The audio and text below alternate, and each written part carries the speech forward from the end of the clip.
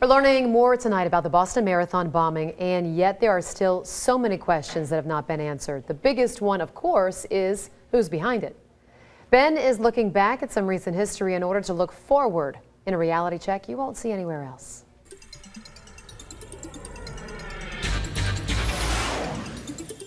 In what has become the first terror bombing or explosion in the U.S. since 9/11, the biggest question tonight is who is responsible. Tonight we know more about what happened. The explosives used in this deadly Boston Marathon bombing were contained in 1.6-gallon pressure cookers hidden in black duffel bags on the ground. A person briefed on the investigation told that to the Associated Press. Now, one of the explosives contained shards of metal and ball bearings. Another contained nails.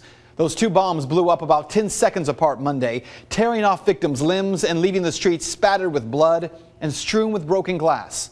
3 people were killed, including an 8-year-old boy. More than 170 people were wounded.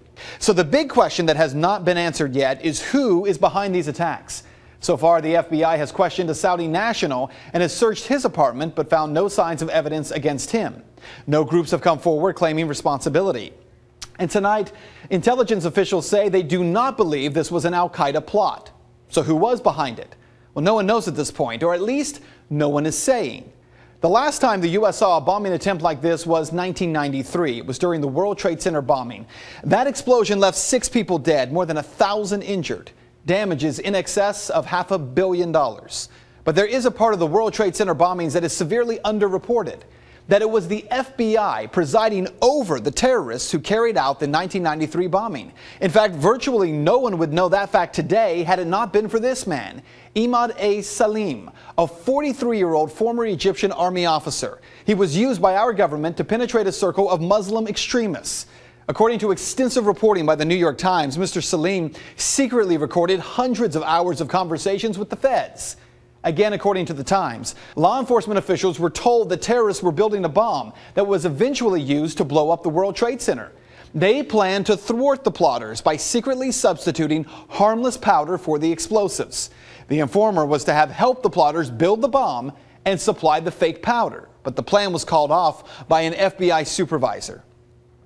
The account portrays the authorities as in a far better position than previously known to foil the February 26 bombing of New York City's tallest towers.